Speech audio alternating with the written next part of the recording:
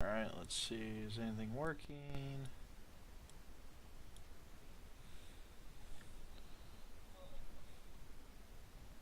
Ah, there we go. Okay, it's got a bit of a lag. Alright, cool. Welcome to my Let's Play of Unreal World. Unreal World is a fantastic game developed by a Finnish bloke. It's been his lifelong project, as you can see down there, from 1990 to 2014. He's kind of been his life's work for the past 20 years. And it's a very fun game. You have the ability in this game of playing as a Iron Age tribesman, basically, in Finland. And I guess I'll just show you the game. That's the easiest way to do it. The UI is a bit Byzantine, but once you get your hand on it, it's pretty good. So let's go ahead and create a character.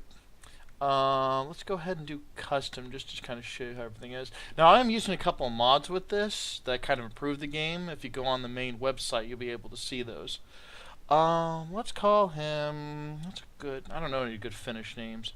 So we'll go, Jorland.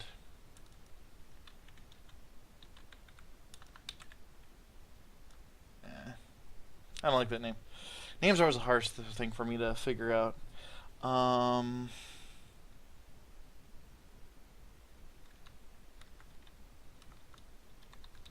Dingvild. There we go. And yes, these are all the tribes that you can pick from. The best tribes for this start play is the best tribe with the best stats overall is these guys. So we'll go him. Male, of course. Let's see, what picture do I want to do? That'll work. Now you choose what setting you want to go, spring, summer, winter, fall. And for this playthrough, we'll do summer, because it's the easiest. Those aren't terrible stats. We can probably get better, though. Let's see, no. Ooh. It's kind of stupid with little will, but everything else is going to be pretty groovy. Alright, now there is a magical aspect to this game in the form of hunting rituals and rites, and you do learn more throughout the game, so let's see. We get a general incantation for successful hunting and just a general sacrifice. Alright, and these are all the stats, and oh my god, is there a lot of stats. It's kind of frightening. Alright, so we get the option of improving only 5. So let's go ahead and improve bow, because you're going to need a bow. Spear, because you're going to need the spear. I always like doing carpentry, hide working, and fishing. He's not super in everything, but that's kind of like life. You kind of get what you get. Yes. Oh, if the sound is too loud, please let me know. Let's see. So this is the artist view of Finland. These are all the cultural regions it was talking about here. Let's turn off the culture indicators. These guys over here in the purple, these guys over here, these are the bad guys. And if you read a bit of the lore and stuff, they'll actually go through and explain that to you. But you know, this is all procedurally generated. Every time you play, the map will be completely different. Some parts will be uniform, like the general outline of the map.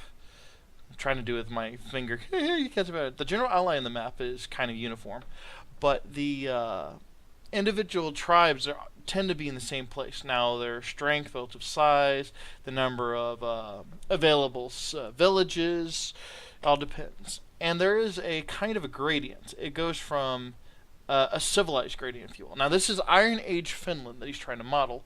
So, needless to say, Finland wasn't exactly on the center of the world back about, you know, Iron Age time. Think Roman era, if you want a good general idea of what the Iron Age kind of looked like. And so, the map does have a sort of gradient when it comes to level technology. The most developed are right down here in the Drillic, and the Islanders area. They have the most goods, the most tools, and everything else, and they're the best place to start out at. And going from here and going to the northeast, you go down levels of both proficiency and availability of goods, as well as actual settlements. Like up here, they literally live in teepees. There's a tekotas is what they're called in game. So that is that. The map world is huge. Don't be deceived by this. Here, I'll turn that off, and I'll give you a good look. Now, we want to kind of start near here. Let's go back and do this properly, I suppose. Let's turn on the cultures. No, I don't want to go into the world. I want to randomize start location. R. Yes, it's all almost keyboard designed. It's kind of Byzantine. We want to wind up over here. So let's get it good. That'll work. Let's see. Turn off the culture indicators. Zoom in. And the wise person always plans first. Oh, that's going to be nice. You see those itty bitty little dots there? And that's a road. Those are cities. These are rivers. If you see little red spots, those are fords and rapids. They will come very important later. So that's a good area. So we're close to the ocean, close to riverway, close to cities. And we're close to lakes or islands. And that will become important later too. So let's go ahead and select this area. Alright.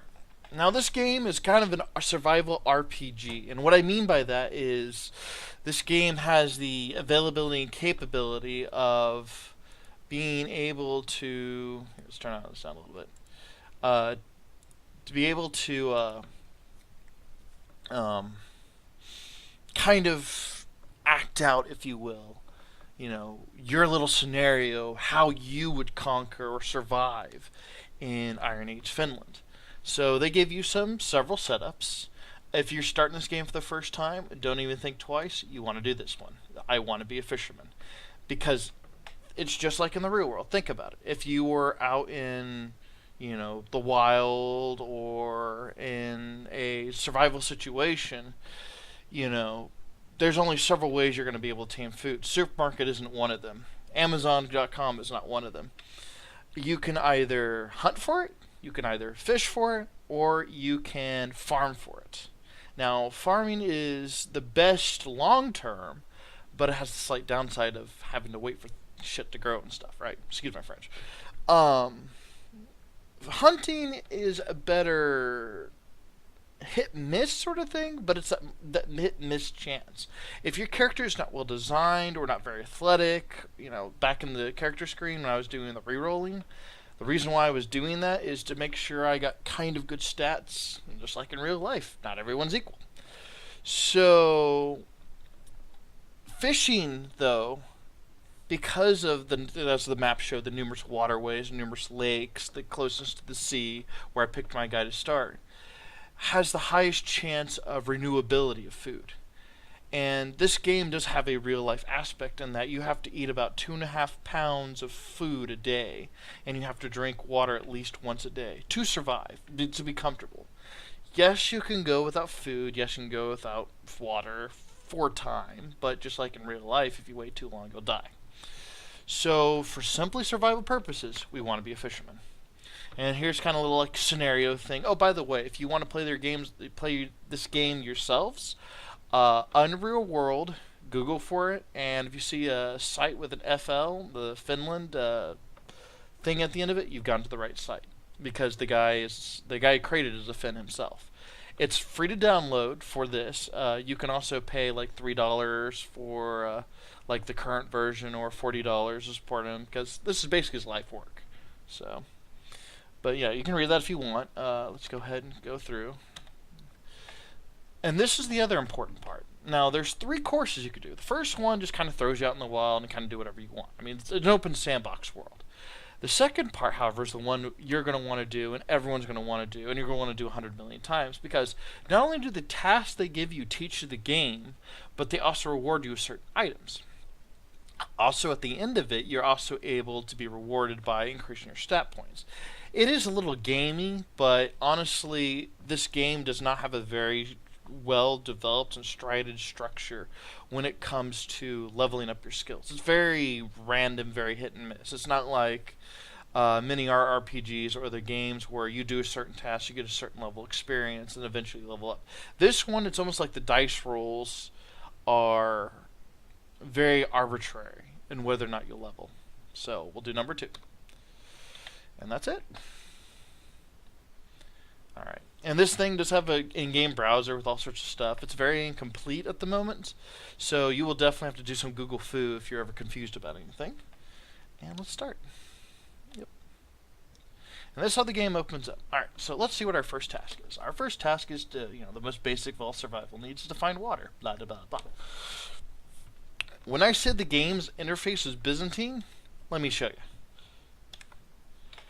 This is some of the basic commands of how to do your character.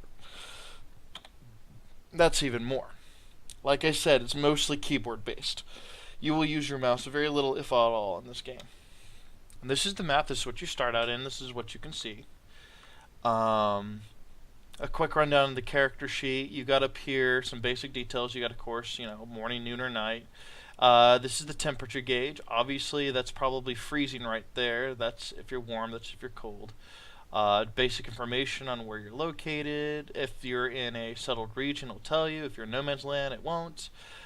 Basic information about the time of the year.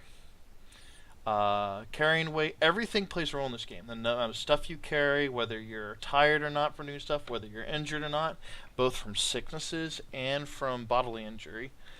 Starvation, which the hunger and thirst nutrition plays a role in, does affect everything. And if this hits 100, you can't move because, the penalty of sort of things. There's a blood loss indicator, so yes, you can die from losing blood. Let's take a look at our inventory. See what we start out with. Alright, so we have, let's see, a hunting knife, a rough spear, a rough carving axe, a club, a spear. That's good.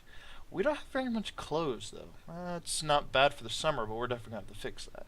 And here's why we started and then why we be fishermen. Because if you start out the regular way in the Unreal world, whatever you have is absolutely arbitrary random.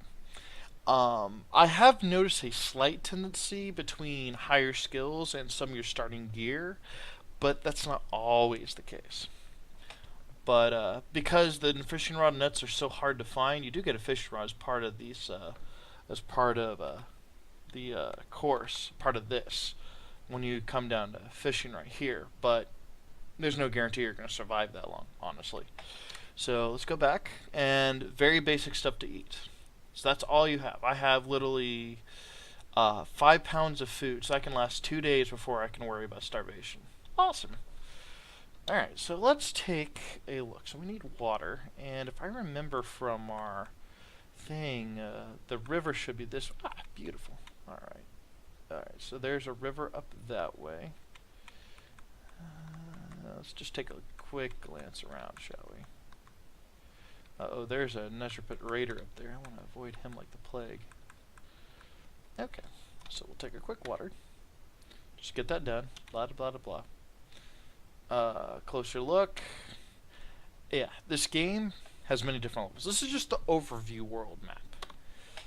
This is, by the way, I love the pictures and stuff I got with the some of the mods I've downloaded.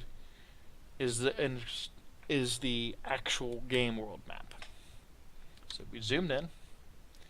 Our next task is just picking something random up. Alright, so there's some bushes down there. This may not be a bad site to stay for a while. So let's go over here to this rock. Pick it up. Alright. Yeah, if you want to pause and look at it or whatever, or if you want me to explain anything, just tell me in the chat. Make a fire. Alright, so just like in the real world, you got to gather the tools and you got to strike the flint and hope you make it rich. So for simplicity's sake, let's just get some branches. Oh, by the way, to activate anything in the game other than make stuff, you remember the skills screen we showed earlier? This whole thing? This is where this comes into play. So we want to make fire. That's a survival skill. So we press S to activate skills, and we press V for survival. And then you select the survival option you want, and what tree you want off of it. Oh, facing the wrong way. And voila. Do it again, because it's not getting enough branches. And then build a fire. I have done it! I have made fire! Roar! Okay, so here is me making